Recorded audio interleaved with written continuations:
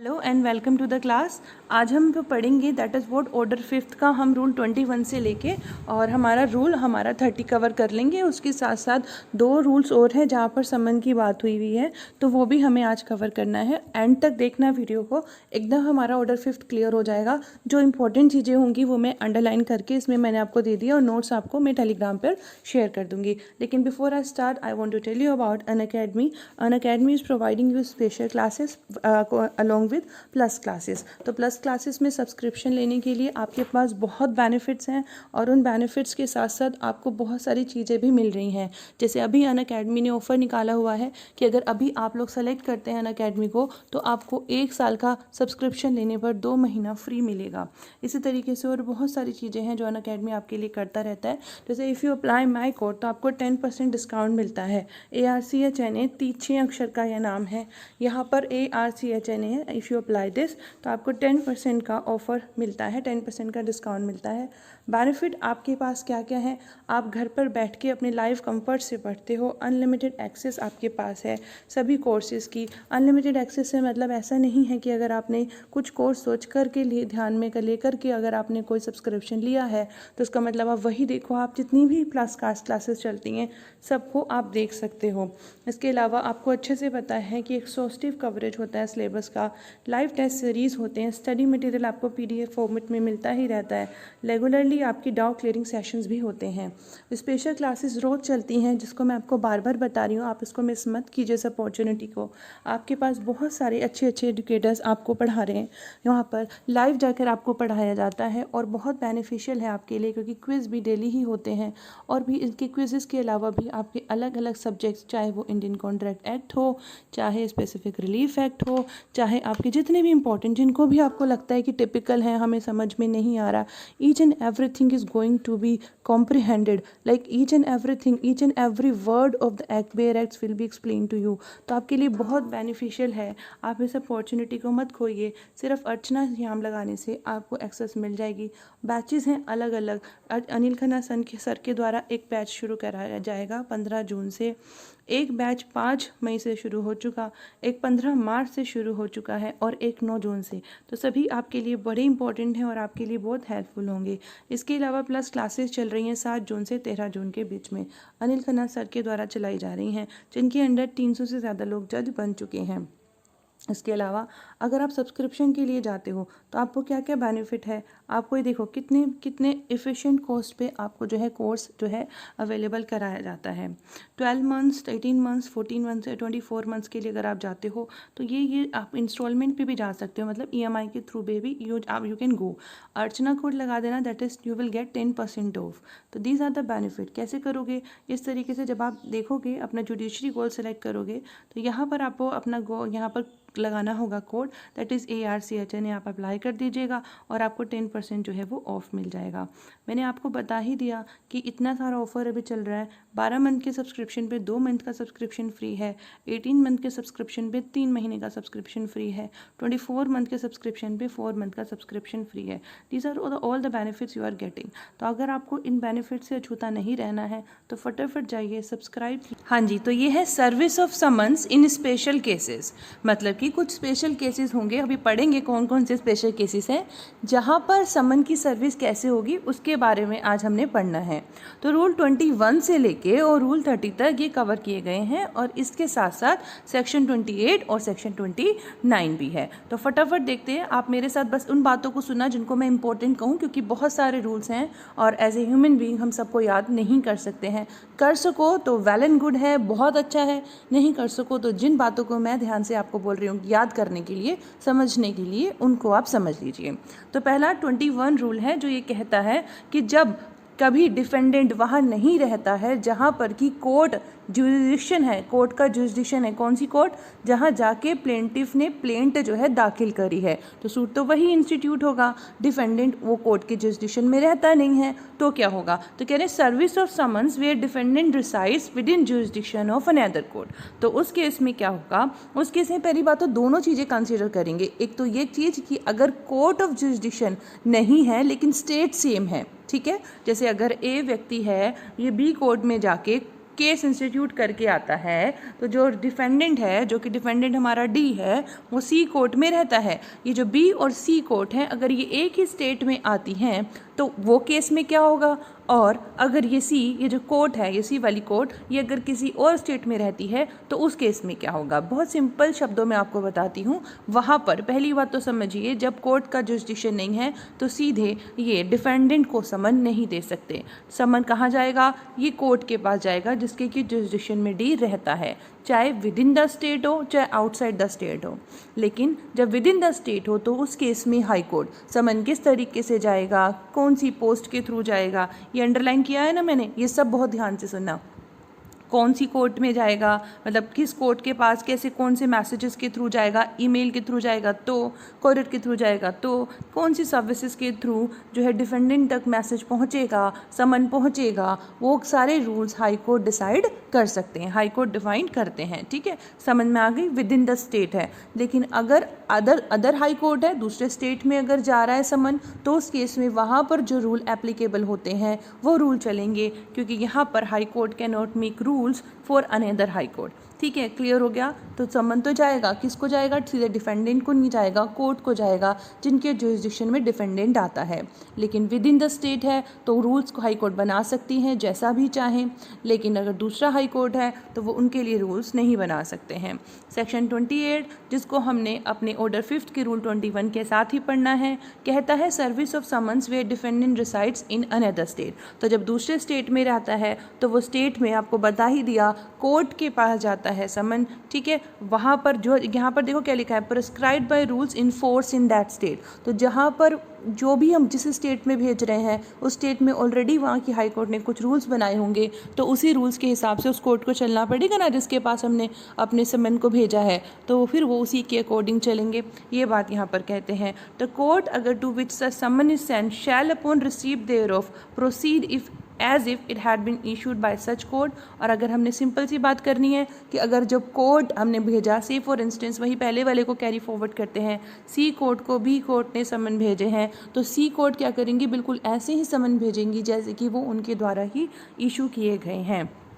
ठीक है, और फिर रिटर्न करेंगे समन को to the court issue together with the record of its proceeding with regard to it. फिर उसी कोर्ट के बाद जिसने इशू करे समन वापस भेज दी जाएंगी, कॉपी जो है वो वहाँ पर भेज दी जाएंगी। तो ये समझ में आ गया। अब यहाँ पर समझिएगा, अब लैंग्वेज की भी बात करता है, वैसे ये इतने इंपॉर्टेंट नहीं है बट फिर भी हम पढ़ रहे हैं। लैंग्वेज की बात करते हैं समन की, तो लैंग्वेज की बात करो, अगर दूसरे स्टेट की लैंग्वेज डिफरेंट है उस स्टेट की लैंग्वेज से जिसने की समन भेजे हैं, because we are in India और अलग अलग लैंग्वेजेस अलग अलग स्टेट में फॉलो होती हैं, तो उस केस में कह रहे हैं ट्रांजिशन ऑफ रिकॉर्ड जो होगा वो हिंदी होगी। अगर जिस लैंग्वेज, जो लैंग्वेज हम बात करते हैं जिसने समन इशू किए थे उस कोर्ट की लैंग्वेज अगर हिंदी है तो हिंदी में हम ट्रांसलेशन ऑफ रिकॉर्ड करके भेजेंगे। और अगर हिंदी या इंग्लिश दोनों है, where the language of such record is other than Hindi और इंग्लिश, अदर देन हिंदी और English shall also be sent together with the record sent under that subsection. ठीक है, तो जैसी भी लैंग्वेज होगी उसी लैंग्वेज के अकॉर्डिंग जो है रिकॉर्ड भी जाएगा। ठीक है, ट्रांसलेशन ऑफ द रिकॉर्ड जाएगा हिंदी में, जब लैंग्वेज जिस कोर्ट ने इशू किया था समन उसकी हिंदी थी। अगर हिंदी और इंग्लिश है, with the language of such record is other than Hindi और इंग्लिश, तो इसके इसमें shall also be sent together with the record sent under that subsection. तो बिल्कुल इसी तरीके से हमने कहा, जिसमें आपने कहा लैंग्वेज की, बस रिकॉर्ड जो होंगे वो लैंग्वेज में होंगे। जैसे कि हम अगर कभी बयान लेते हैं तो वो लैंग्वेज की जब भी बयान ले जाते हैं लैंग्वेज बैरियर नहीं होता। बिल्कुल इसी तरीके से यहाँ भी अगर समन की लैंग्वेज की बात करो तो वो ट्रांसलेशन हो जाएगा, वो बैरियर नहीं खड़ा करेगा। फिर हमारा रूल 22 कहता है कि जब समन इशू किए जाते हैं ऐसी कोर्ट को, कैसी कोर्ट को, जब समन इशू किए जाते हैं ऐसी कोर्ट को जो कि presidency towns of Bombay, Madras या कलकत्ता में रहते हैं, तो ये जो समन है वो कोर्ट ऑफ स्मॉल कॉजेज़ को भेजे जाएंगे जो कि जहाँ की सर्व होने हैं। ठीक है, जब समन इशू किए जाते हैं किसी कोर्ट के द्वारा जो कि beyond the limits of presidency towns of Calcutta, Madras और बॉम्बे में रहते हैं, is to be serve within these towns, तो फिर कह रहे हैं it shall be sent to the court. कौन सी कोर्ट में भेजे जाएंगे, स्मॉल कॉजेज कोर्ट में भेजे जाएंगे, within whose jurisdiction it is to be served. Simple सी बात है, नहीं समझ में आई मैं दोबारा समझा देती हूँ। जब एक समन को इशू किया जाएगा एक ऐसी कोर्ट के द्वारा जो कि हम कह रहे हैं presidency town of Calcutta, Madras and Bombay में सिचुएटेड नहीं है, यानी इन तीनों टाउन्स को छोड़ करके कोई समन इशू किया जाता है तो सर्व किया जाएगा इन्हीं is to serve within these towns it shall be send to the court of small causes within whose jurisdiction is to be serve. कि वहाँ पर कोर्ट ऑफ स्मॉल कॉजेज होती हैं, तो कह रहे हैं कि जब समन इशू किया जाता है कहाँ पर, क्या जैसे कि अगर हम बात करें ए कोर्ट ने इशू किया समन, ठीक है, और किसको किया, ऐसी कोर्ट को जिसका कि जो निवास स्थान है हम कहेंगे जो रहती है वो कोर्ट वो यहाँ प्रेसिडेंसी टाउन्स में रहती है, तो ये कहाँ पर जाएगा, समन जाएगा कोर्ट ऑफ स्मॉल कॉजेज में। ठीक है, इतनी बात यहाँ पर आ गई।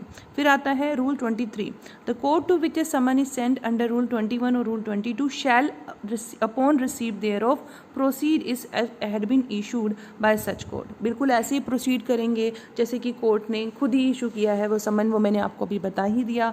इसके अलावा रिटर्न करेंगे समन को, जिस कोर्ट ने इशू किया था उसको कॉपी रिटर्न करेंगे ना, रिटर्न करेंगे टुगेदर विद द रिकॉर्ड। वो भी हमने अभी सेक्शन 28 में पढ़ा, रिकॉर्ड कैसे होगा, ट्रांसलेशन कर देंगे जैसे भी जो लैंग्वेज होगी उसके अकॉर्डिंग। ठीक है, फिर हमारा रूल 24 आता है जो कहता है where the defendant is confined in a prison the summon. ये बड़ा इंपॉर्टेंट है बच्चे, प्लीज़ इसको ध्यान दे रखना, ये इंपॉर्टेंट है हमारा, ये बहुत प्री में आता है कि अगर एक व्यक्ति, अगर एक डिफेंडेंट जो है वो प्रिजन में है, जेल में है, तो समन किसको जाएगा, मैंने अंडरलाइन किया हुआ है, ये समन जाएगा officer in charge of prison को। बिल्कुल ध्यान रख लेना इस बात को, जब समन एक ऐसे व्यक्ति को जाना है जिसको कि जेल में बंद किया गया है, तो जो समन जाएंगे वो officer in charge of the prison को जाएंगे उस डिफेंडेंट को सर्व करने के लिए।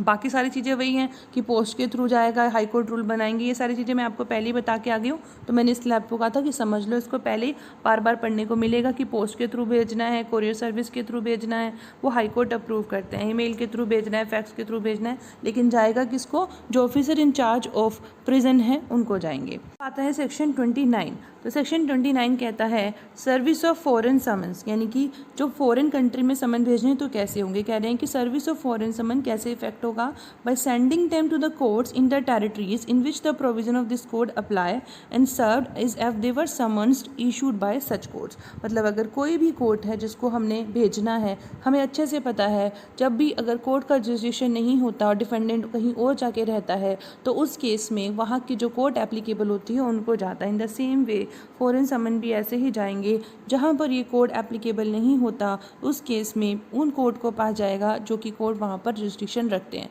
और फिर वो कोर्ट इसी तरीके से इशू करेंगे डिफेंडेंट को समन जैसे कि उनके यहाँ पर ही, जिनके यहाँ पर प्रोसेस होता होगा। तो एनी सिविल और revenue court established in any part of India to which the provision of this code do not extend, और एनी सिविल और रेवेन्यू कोड एस्टैब्लिश्ड और continued by the authority of central government outside India, any other civil or revenue code outside India to which the central government has by notification in the official gazette declared the provisions of this section to apply may be sent to the courts in territories to which this code extend। ठीक है, तो भेजे जा सकते हैं उन court के पास, and serve as if they were summon issued by such court, और ऐसे ही समन इशू होंगे जैसे कि उन्हीं कोर्ट ने जो है समन इशू किए हों।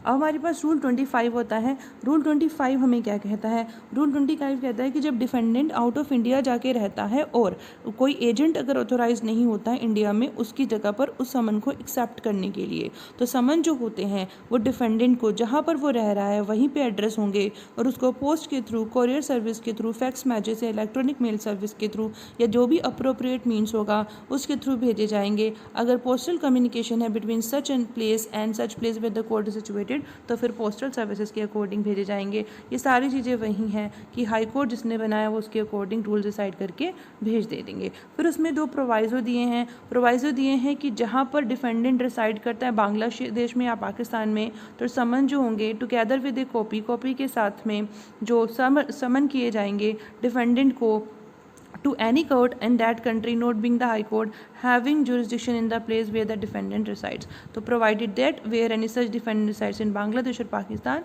तो समन कैसे जाएंगे, कॉपी के साथ में जाएंगे उस कोर्ट के समन के पास, कोर्ट के पास में जिस कोर्ट जहाँ पर डिफेंडेंट रहता है।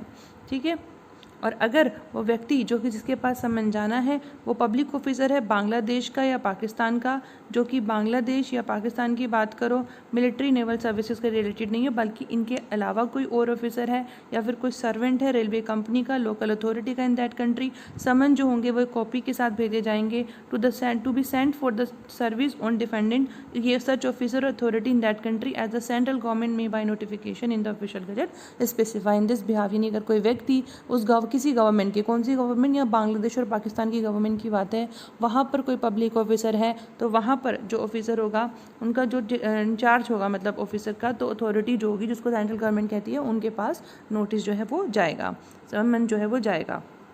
Service in foreign territory through political agent और कोड, हमारा रूल 26 क्या कहता है, देखो रूल 26 क्या बोलता है, रूल 26 कहता है जब डिफेंडेंट एक फॉरेन कंट्री में रहता है तो सर्विस और समन जो होंगे उसमें पॉलिटिकल एजेंट के थ्रू भी हम उसको जो है भेज सकते हैं। और अगर एक कोर्ट इस्टेब्लिश है there with the authority to serve summon, यानी कि डिफेंडेंट अगर एक फॉरेन कंट्री में रहता है तो सर्विस और समन जो है वो एक पॉलिटिकल एजेंट के थ्रू भी हम उसको भेज सकते हैं, या फिर एक कोर्ट जो इस्टेब्लिश्ड है उस कोर्ट के थ्रू भी भेज सकते हैं with authority to serve summon. Simple सी बात है, पॉलिटिकल एजेंट के थ्रू भेज सकते हैं या फिर एक कोर्ट है उसके थ्रू भेज सकते हैं। 26A कहता है summons to be send to officers to foreign countries, जहाँ पर सेंट्रल गवर्नमेंट बाय नोटिफिकेशन अपने ऑफिशियल गजट में डिक्लेयर करती है in respect of any foreign territory that summons to be served on defendants actually and voluntary residing और carrying on business और personally working for gain that foreign territory में be send to an officer of the government of that foreign country. ठीक है, उस country के जो officer है जैसे अभी हमने पढ़ा उनको भेजे चले जाएंगे through ministry of government of India, तो किसको उसके थ्रू जाएगा, वो ministry of government of India के थ्रू जाएगा। सिंपल सी बात है, अगर एक हमें किसी समन हमें भेजने हैं, किसको भेजने हैं समन, अगर हमने एक ऐसे व्यक्ति को समन भेजने हैं जो कि समन जो है एक ऐसे व्यक्ति को भेजनी है जो कि पब्लिक ऑफिसर है, क्या है, पब्लिक ऑफिसर है, कहाँ पर है, फॉरेन कंट्री में है, क्योंकि हम भी फॉरेन कंट्री के प्रोविज़न पढ़ रहे हैं। तो अगर फॉरेन कंट्री में कोई व्यक्ति पब्लिक ऑफिसर है तो उस केस में जो पब्लिक ऑफिसर जो होगा, जो वहाँ की गवर्नमेंट ने बताया होगा कि इसको समन आने हैं तो वो उसको समन दिए जाएंगे। जैसे हमारे इंडिया में होता है ना, हमारा पास जो सेक्शन 80 है वो भी यही बात करता है कि जो जिस भी डिपार्टमेंट में व्यक्ति काम करता होता है उस डिपार्टमेंट के हेड को आएगा। बिल्कुल इसी तरीके से यहाँ पर भी होगा, जो वहाँ की गवर्नमेंट कहेगी उसी के अकॉर्डिंग जो होगा वहाँ पर समन होगा। Officer of the government of the foreign country specified by the central government the summons will be send to such officer, लेकिन भेजे किसके द्वारा जाएंगे, through the ministry of the government of India dealing with foreign affairs or in such other manner as may be specified by the central government. ठीक है, और अगर वो ऑफिसर रिटर्न करता है इस समन को कि एक एंडोर्समेंट के साथ में purporting to have been made by him that the summon has been served on the defendant, such endorsement shall be deemed to be the evidence of the service. तो इसको बड़ा इंपॉर्टेंट जान लेना, कैसे इंपॉर्टेंट जान लेना, बड़ी सिंपल सी बात ये से हमारे रूल कह रहा है भाई, अगर हम बात करते हैं एक व्यक्ति जो है पब्लिक ऑफिसर है दूसरी कंट्री में, तो हम किसको भेजेंगे समन, तो उस जिस डिपार्टमेंट में वो काम कर रहा है वहाँ, या फिर जहाँ जो गवर्नमेंट वहाँ की कह रही है उसके अकॉर्डिंग वहाँ पर जो है समन चला जाएगा। फिर जिसने रिसीव करें, अगर हम कह रहे हैं कि एक ऑफिसर ने रिसीव करें उसके बिहाफ पर, तो वो ऑफिसर एंडोर्समेंट करके कि हमने रिसीव कर लिए रिटर्न कर देता है उसकी कॉपी का, ताकि एविडेंस के तौर पे वो रहे। लेकिन ये समन किसके थ्रू भेजाएंगे, through the ministry of government of India dealing with foreign affairs और in such other manner as may be specified by the central government. फिर आता है रूल हमारा 27 जो कहता है service in foreign country through political 26 हमने कर लिया। अब हमारा आता है 27 जो कहता है service on civil public officer और on servant of railway company और लोकल अथॉरिटी। ये वही वाली बात है जो हमारा सेक्शन 80 कहता है कि अगर क्या हो रहा है कि अगर कभी भी अगर हमने समन भेजने हैं, किसको समन भेजने हैं, एक ऐसे पर्सन को भेजना है जो कि डिफेंडेंट है पब्लिक ऑफिसर में है, या एक सर्वेंट है रेलवे कंपनी का, लोकल अथॉरिटी का, तो समन जो होंगे वो through the head of department in which defendant is employed उसको भेजे जाते हैं। ठीक है, फिर 28 आ जाता है सर्विस ऑन सोल्जर, सेलर और एयरमैन, क्योंकि यहाँ पर बिल्कुल क्लियर लिखी कहा गया कि यहाँ पर जो समन होंगे हम इंडियन मिलिट्री, नेवल और एयर फोर्सेज की बात नहीं करता। सेक्शन हमारा रूल 27 उसके लिए रूल 28 है, कहते हैं सर्विस ऑन सोल्जर, सेलर और एयरमैन के लिए जब डिफेंडेंट अगर सोल्जर, सेलर या एयरमैन है तो कोर्ट जो होंगी वो समन किसको भेजेंगी, गवर्नमेंट समन भेजेंगी to the commanding officer together with a copy to be retained by the defendant. तो यहाँ पर समन जाएंगे कमांडिंग ऑफिसर को, किसको जाएंगे, यहाँ समन जाएंगे कमांडिंग ऑफिसर को। रूल 29 आता है duty of person to whom summon is delivered और सेंट फॉर सर्विस। तो रूल 29 क्या कहता है, रूल 29 हमें ये बोलता है कि अगर हमने बात करनी है कि duty of person to whom summon is deliver और सेंड फॉर सर्विस, तो जिसको जो है समन भेजे जाते हैं, डिलीवर किए जाते हैं, ये कहा जाता है कि आप जो है आगे समन दे दो। जैसे पब्लिक ऑफिसर हुआ ये, और आर्मी में कोई व्यक्ति है उसको कहा, तो उस केस में उस व्यक्ति को क्या करना है हमें अच्छे से पता है, उसको इंडोर्समेंट करना है। अगर उसे हमने कहा कि उसको क्या करना है, जहाँ तक पॉसिबल होगा वो रिटर्न करेगा, सिग्नेचर करेगा, एक्नॉलेजमेंट करेगा कि हाँ जी मैंने रिसीव कर लिया है। और where any cause service is impossible summon shall be return to the court with a full statement कि हाँ जी ये वजह रही कि हमने पूरा स्टेप लिया था लेकिन हम नहीं दे पाए, तो उस केस में ये स्टेटमेंट निकाल करके कि नॉन सर्विस हुआ है वो रिटर्न कर दिए जाएंगे। फिर आता है substitution of letter for summon. Substitution of letter for summon क्या बोलता है? Substitution of letter for summon हमें ये कहता है कि एक कोर्ट जो होंगी वो सब्स्टिट्यूट कर सकते हैं समन को लेटर ऑफ रिक्वेस्ट के लिए। तो यहाँ वर्ड यूज़ कर लेना, यहाँ पर है लेटर ऑफ रिक्वेस्ट। तो लेटर ऑफ रिक्वेस्ट क्या है? जिसके अंदर सारे पर्टिकुलर्स होंगे जो कि एक समन के अंदर होते हैं। ये स्टेप लिया जाता है कोर्ट के द्वारा, ये ध्यान रखते हुए कि जो पर्सन है जिसको भेजे जा रहा है उसकी एक पर्टिकुलर पोजीशन है। मतलब अगर किसी एक ऐसे व्यक्ति को समन भेजना है जिसकी एक सोसाइटी में काफ़ी बड़ा ओहदा है, तो उसको डिफेंडेंट के तौर पे लेके आ रहे हैं, तो उसकी मतलब एक पब्लिक इमेज पर फ़र्क पड़ेगा। तो उस केस में लेटर ऑफ रिक्वेस्ट इशू किया जा सकता है कि आप प्लीज़ आ जाइए, इस तरीके से समन नहीं भेजेंगे। इस तरीके से यहाँ पे प्लीज़ ध्यान रखना, substitution of letter for summon, letter of request उसको भेजा जाएगा। देखो यहाँ मैंने अंडरलाइन किया हुआ है। और फिर rank entitling him to such mark of consideration कि वो काफ़ी अच्छे ओहदे पर है और अगर उसके पास समन पहुंचे, क्योंकि डिफेंडेंट है, यू नेवर नो, अभी उसको अभी कन्विक्ट तो नहीं किया गया ना अपराधी, जैसे हम सीआरपीसी में करते हैं लेटर ऑफ रिक्वेस्ट, बिल्कुल ऐसी एक लेटर ऑफ रिक्वेस्ट इशू किया जाएगा। अभी वो उस चीज़ के लिए गिल्टी तो नहीं माना गया ना उसको कि एक्चुअल में उसने ही ये काम किया था। तो जब तक वो डिफेंडेंट है तब तक उसके वो मार्क जो रिस्पेक्ट है वो कम नहीं हो सकती, इसलिए यहाँ पे लेटर ऑफ रिक्वेस्ट को यहाँ पर कहा गया कि एक लेटर ऑफ रिक्वेस्ट यहाँ पर इशू किया जाएगा। ठीक है, फिर हमारा ये रूल 30 कंप्लीट हो जाता है। लेकिन हमने कुछ 2-3 चीज़ें और पढ़ी हैं, प्लीज़ वो भी पढ़ लो। खैर 29 में भी आता है सूट बाय और अगेंस्ट कॉरपोरेशन। तो कह रहे हैं कि यहाँ पर रूल 2 ऑर्डर 29 में आता है रूल 2 जो कहता है सर्विस ऑन कॉरपोरेशन। तो अगर किसी कॉरपोरेशन को समन सर्व करने हैं तो किसको समन होंगे? या तो सेक्रेटरी पे, या फिर डायरेक्टर पे, या फिर किसी प्रिंसिपल ऑफिसर पे कॉरपोरेशन के। या फिर हम कैसे करेंगे? या फिर एक और तरीका है कैसे, लीविंग इट, छोड़ के, कहाँ पे, या भेज के, by the post address to the corporation at the registered office. Registered office जो कॉरपोरेशन का जो रजिस्टर्ड ऑफिस है वहाँ पर या तो छोड़ के आ जाओ, वहाँ दे के आ जाओ, या फिर वहाँ पर पोस्ट के थ्रू से भेज दो। और जहाँ पर रजिस्टर्ड ऑफिस नहीं है तो उस केस में जहाँ पर कॉरपोरेशन काम करता है वहीं पर समन दे के चले आओ। बहुत सिंपल सी बात यहाँ पे कह रहे हैं, जो कंपनी कहाँ जहाँ पर है या तो कहाँ वहाँ जाके लेटर दे आओ, नहीं तो पोस्ट के थ्रू भेज दो। और एड्रेस किसको जाएगा, समन किसको इशू किए जाएंगे, वहाँ पर उस व्यक्ति को तो दिए जाएंगे, लेकिन किसके हाथ में थमाए जाएंगे? जो सेक्रेटरी होगा, डायरेक्टर होगा, या अदर प्रिंसिपल ऑफिसर। अब चूंकि यहाँ पर कंपनी है तो कंपनी जिम्मेदार कौन है? कंपनी खुद तो जिम्मेदार होगी नहीं, तो उसके लिए उसका जो करता होगा वही जिम्मेदार होगा, हमें अच्छे से पता है। तो इसीलिए इन लोगों को समन दिए जाते हैं। अगर कोई व्यक्ति होता है तो हेड ऑफ द ऑफिस को चला जाता है, लेकिन यहाँ पर कंपनी है तो यहाँ पर सेक्रेटरी को, यानी डायरेक्टर को, या other principal officer of the corporation को जाएगा। इसी तरीके से हमारा ऑर्डर 30 है जो कहता है सूट बाय और against firms and persons carrying on business in names other than their own. तो इसके इसमें क्या होगा, डिफेंडेंट जब पार्टनर्स होते हैं एक फॉर्म में तो समन जो होंगे उनके ऊपर उनको कैसे दिए जाएंगे? समन दिए जाएंगे या तो सभी पार्टनर में से एक पार्टनर को दे दो, या upon any person having the control और मैनेजमेंट ऑफ द पार्टनरशिप, जिसके पास मैनेजमेंट हो, कंट्रोल हो, उस व्यक्ति को दे दो, मतलब जो सारा कंट्रोल देखता है उसको दे दो, या फिर किसी को भी दे दो, किसी भी पार्टनर्स को दे दो, क्योंकि नोटिस टू पार्टनर का मतलब होता है नोटिस टू फर्म, है ना। या तो सभी को दे दो, या फिर जो फर्म को एक्चुअल में देख रहा है उसको दे दो। But if the plaintiff knows that partnership firm has been dissolved, यहाँ पर देखना, अगर प्लेंटिव को ये लगे, प्रोवाइजो कहता है प्लेंटिव को ये लगता है कि अगर जो है पार्टनरशिप फॉर्म डिसॉल्व हो गई है सूट को इंस्टीट्यूट करने से पहले, तो समन जो होंगे वो हर पर्सन के ऊपर, यहाँ लिखा हुआ है summon shall be served upon every person, हर पर्सन के ऊपर जाएंगे जो कि इंडिया में है, जो कि उस सूट के लिए लायबल है, जो कि प्लेंटिव लेके आया। तो ये चीज़ें हमने पढ़ ली समन से रिलेटेड। आई होप आपको क्लियर होगा। Thank you so much, thanks a lot, keep learning and keep smiling.